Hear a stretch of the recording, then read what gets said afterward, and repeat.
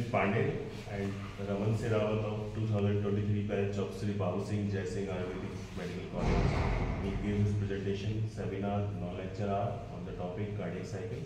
So first, the ventricular systole, it will be presented by the Dilip Pandey, and ventricular diastole, it will be presented by the Raman Serawat. Okay? Please go.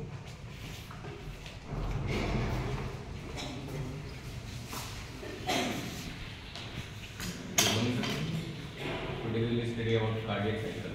Cardiac cycle पढ़ने से पहले हमें heart की normal functioning के बारे में पता होना चाहिए। Heart is a muscular organ that pumps blood through out the circulatory system. Heart है वो हमारे ब्लड के सर्कुलेटरी सिस्टम में ब्लड को पंप करता है। It is situated between two lungs in media stannum. Heart है इसकी सिचुएशन दो लंग्स के बीच में होती है, मीडिया स्टेनम में।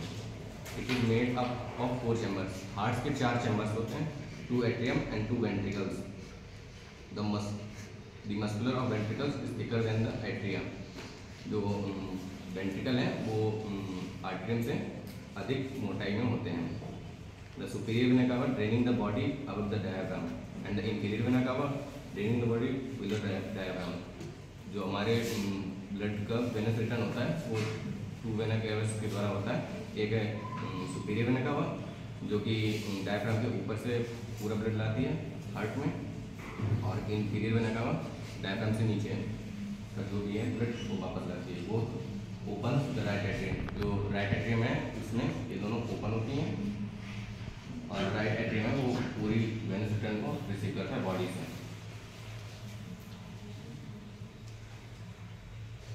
Cardiac cycle The cyclic repetition of various coordinated events. जो कार्डियक साइकिल है उसमें मैकेनिकल और इलेक्ट्रिकल इवेंट्स दोनों आते हैं, और कार्डियक साइकिल की टाइमिंग होती है 0.8 सेकेंड। यदि कोई स्वस्थ व्यक्ति कर रहे हैं 1 मिनट में 75 टाइम्स बीट होती है, उसका 0.8 सेकेंड तक एक कार्डियक साइकिल एक्सिस्ट करती है।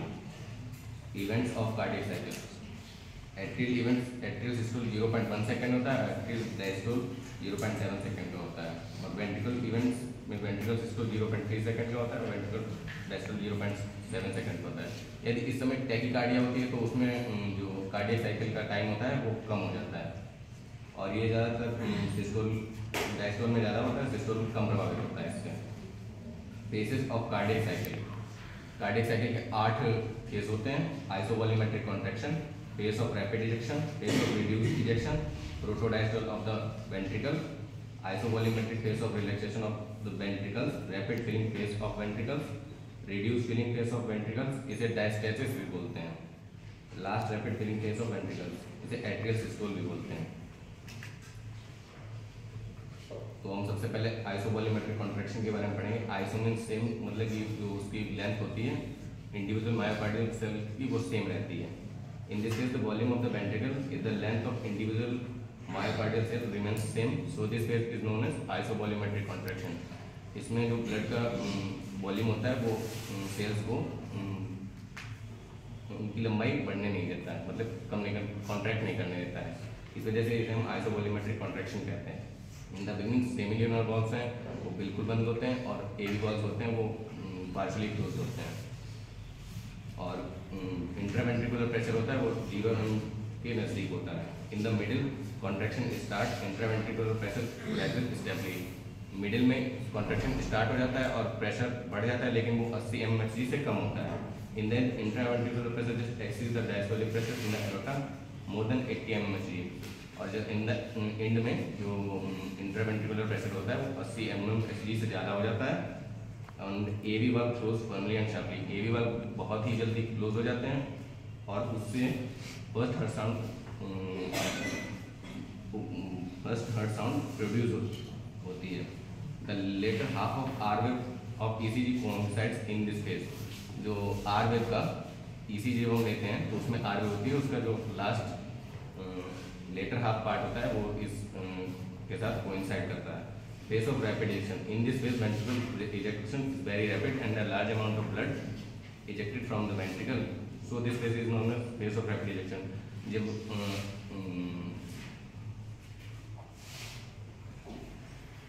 सेमिल्यूनर बिल्कुल एवी वॉल्स होते हैं वो पूरी तरह से बंद हो जाते हैं और सेमी ल्यूनर वॉल्स खुल जाते हैं। तो इस वजह से जब इंट्रावेंट्रिकुलर प्रेशर होता है वो 80 mm होता है और एओर्टा का प्रेशर कम होता है। इस वजह से ब्लड बहुत तेजी से वेंट्रिकल से एओर्टा में जाता है। इस वजह से इसे हम फेज ऑफ रैपिड इजेक्शन भी बोलते हैं। बिगिनिंग में बहुत तेज होता है और मिडिल में ये उससे थोड़ा कम होता है और in the end the pressure rises stably but remains little lower than that of ventricle. जो वेंट्रिकल में जो ब्लड होता है उसको वॉल्यूम कम होने के कारण एओर्टा का प्रेशर बढ़ता है, वेंट्रिकुलर प्रेशर घटता है। और the ST segment of ECG occurs in this time. जो ईसीजी लेते समय एसटी सेगमेंट होता है उसके साथ कोइंसाइड करता है। Phase of reduced ejection, in this phase the rate of ventricle ejection falls. जो फेस ऑफ रिड्यूस्ड इजेक्शन है उसमें जो ब्लड का फ्लो होता है एओर्टा में वो कम हो जाता है क्योंकि उसका वॉल्यूम भी कम हो चुका होता है और प्रेशर एओर्टा का बढ़ चुका होता है। In the intraventricular pressure fall below the aortic pressure and ventricular volume level of this phase coincide with the T wave of ECG। Intraventricular pressure बिल्कुल ही लो हो जाता है और उसमें ब्लड मतलब नहीं रहता है। इस वजह से इसे फेज ऑफ रिड्यूस्ड इजेक्शन भी कहते हैं। अबाउट 75% ब्लड है वो फेज ऑफ रैपिड इजेक्शन में इजेक्ट हो जाता है एओर्टा में और about 25% to 20% phase of reduced ejection में ब्लड वेंट्रिकल से एओर्टा में इजेक्ट होता है। और this phase coincide with the T wave of ECG. जब हम ईसीजी लेते हैं तो उसकी जो टी वेव होती है वो इसके साथ कोइंसाइड करती है। Thank you.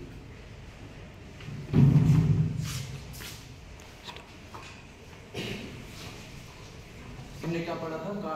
Ventricle systole. अब मेरा टॉपिक है वेंट्रिकल डायस्टोल। वेंट्रिकल डायस्टोल में क्या होता है? हमारे 5 फेजेस होते हैं, ठीक है। फर्स्ट होता है हमारा प्रोटोडायस्टोल, उसके बाद आइसोवोल्यूमेट्रिक कॉन्ट्रैक्शन, उसके बाद phase of rapid filling, phase of rapid reducing, उसके बाद हमारा लास्ट रैपिड फिलिंग जिसको हम आर्टरी सिस्टोल बोलते हैं, ठीक है। उसके बाद हम पढ़ेंगे प्रोटोडायस्टोल। प्रोटोडायस्टोल क्या होता है? हमारा फर्स्ट स्टेज होती है हमारे वेंट्रिकुलर डायस्टोल की और जो कि हमारे क्या इंडिकेट करते हैं? हमारे एंड ऑफ द सिस्टोल और बिगनिंग ऑफ द डायस्टोल। इसके अंदर हमारा क्या होता है? ड्यूरेशन की बात करेंगे तो ड्यूरेशन हमारा कितना होता है? 0.04 सेकंड की इसकी ड्यूरेशन होती है। इंटरवेंट्रिकुलर इसका जो हम पार्ट में 3 पार्ट में डिवाइड करेंगे, बिगनिंग में, मिडल और एंड में। तो इसका बिगनिंग में क्या होता है? जो इंटरवेंट्रिकुलर प्रेशर होता है वो हमारा क्या होता है? शार्पली फॉल करता है अयोर्टा प्रेशर से, ठीक है। लेकिन इस टाइम पे क्या होता है? हमारा सेमिनल वॉल्स जो होती है वो हमारी क्या होती है? ओपन होती है, ठीक है। मिडल में क्या होता है? जो ब्लड होता है हमारा इसके अंदर अयोर्टा के अंदर वो क्या करता है? हमारा ट्राई करता है नीचे जाने के लिए, कहाँ पे? वेंट्रिकल के अंदर, ठीक है। जिसकी वजह से वो क्या है? हिट करता है सेमिनल वॉल को, ठीक है। जिसकी वजह से सेमिनल वॉल हमारे क्या होते हैं? क्लोज हो जाती है और जो कि हमारे के सेकंड हार्ट साउंड प्रोड्यूस करती है जो कि हमारा डब होती है। ये फेज यहीं पे खत्म होता है। उसके बाद आता है आइसोवोल्यूमेट्रिक रिलैक्सेशन। आइसोवोल्यूमेट्रिक रिलैक्सेशन में क्या होता है? आइसोवोल्यूमेट्रिक रिलैक्सेशन में जो दोनों वेंट्रिकल्स होते हैं वो हमारे क्या रिलैक्स होते हैं, ठीक है, लेकिन without any change in volume and length of muscle fibre, ठीक है। उसकी जो ड्यूरेशन होती है वो हमारी 0.06 सेकंड की होती है। इसमें बिगनिंग में क्या होता है? जो हमारी सेमिनल वॉल्स होती है वो हमारी क्लोज होती है और एबी वॉल्स भी हमारी क्लोज होती है। मिडल में क्या है? वेंट्रिकल जो है हमारा के रिलैक्स स्टार्ट करता है एक्टिवली, जिसकी वजह से वेंट्रिकल का प्रेशर जो होता है वो हमारे क्या शार्पली फॉल करता है। उसके बाद एंड में क्या? Ventricle pressure goes below the arterial pressure equals to 0 mmHg, ठीक है। जिसकी वजह से एबी वॉल्स हमारी क्या होते हैं? ओपन हो जाती है। ये नेक्स्ट फेज है हमारा rapid filling phase. Rapid filling phase के अंदर क्या होता है? जो एबी वॉल्स हमारी ओपन होती है तो ब्लड क्या होता है? हमारा जो एट्रियम से वेंट्रिकल के अंदर फ्लो करता है विद गश, ठीक है। और जो about 70% of filling taking place during this phase. Duration इस फेज की कितनी होती है? 0.10 सेकंड होती है। बिगनिंग में क्या होता है? एबी वॉल्स हमारा ओपन होता है जिसकी वजह से हमारे के ब्लड एट्रियम टू वेंट्रिकल हमारा फ्लो करता है, ठीक है। मिडल में क्या होता है? वेंट्रिकल का जो है हमारा फिलिंग हो रही है तो जिसकी वजह से वेंट्रिकल की वॉल्यूम हमारे के इंक्रीज होती है, ठीक है। उसके बाद एट्रियल प्रेशर हमारा के फॉल करता है स्लाइटली, लेकिन एंड में क्या जो आर्टेरियल प्रेशर होता है लेकिन फिर भी लिटिल मोर देन होता है किसके? वेंट्रिकल प्रेशर से, ताकि हमारे के फ्लो कंटिन्यू रहे वेंट्रिकल्स के अंदर, ठीक है। जो रशिंग ऑफ ब्लड होता है वेंट्रिकल के अंदर वो कोज करता है हमारा कौन सा? प्रोड्यूस करता है थर्ड हार्ट साउंड, जिसकी लो पिच होती है और लो इंटेंसिटी होती है। उसके बाद फेज आता है रिड्यूस फिलिंग फेज, जिसको डायस्टेटिस भी बोलते हैं, जो कि वेंट्रिकल का इनफ्लो हमारा क्या होता है? स्लो डाउन हो जाता है। ड्यूरेशन इस फेज की होती है 0.20 सेकंड की। बिगनिंग में क्या होता है? Arterial pressure still remain little more than the ventricle. Arterial का प्रेशर जो है हमारा ज्यादा रहता है किसके, वेंट्रिकल के प्रेशर के, लेकिन जो इनफ्लो होता है किसकी वजह से, क्योंकि इनफ्लो हमारे कंटिन्यू रह सके। एंड में क्या होता है, ventricle volume continue increase, ventricles की वॉल्यूम जो है वो हमारी इंक्रीज होती रहती है। About the 20% of filling occur in this phase, 20% हमारे केस में हमारा अकर करता है। लेकिन एक और इसके साथ है ईसीजी का। ईसीजी में क्या है, हमारा end of the T wave और जो beginning of the P wave हमारा कोइंसाइड करता है इस फेज के साथ। लास्ट फेज आता है हमारा लास्ट रैपिड फिलिंग फेज, जिसको हम क्या आर्टरियल सिस्टोल भी बोलते हैं। इसके अंदर क्या बोलता है, आर्टरियल कॉन्ट्रैक्ट करता है, जो आर्टरियल में बचा हुआ जो ब्लड है वो कॉन्ट्रैक्ट होता है, जिसकी वजह से जो भी उसके अंदर वो है निचोड़ता है वो आर्टरियल को, जो भी थोड़ा बहुत स्मॉल अमाउंट का ब्लड है वो हमारे के वेंट्रिकल के अंदर जाता है। ड्यूरेशन इसकी होती है 0.10 सेकंड की। About 10% of ventricle filling occur in this phase. This phase coincide with fourth heart sound, इसकी वजह से हम सुन सकते हैं इंस्ट्रूमेंट होता है फोनोकार्डियोग्राफिक ट्रेसिंग, जिसकी वजह से हम इस फोर्थ हार्ट साउंड को हम सुन सकते हैं। और जो ये पी वेव जो हमारा होता है वो स्लाइटली बिगेन हो जाती है इसकी आर्टरियल कॉन्ट्रैक्शन से पहले। तो यहाँ पे हमारे के कार्डियक साइकिल एंड होता है। तो थैंक यू।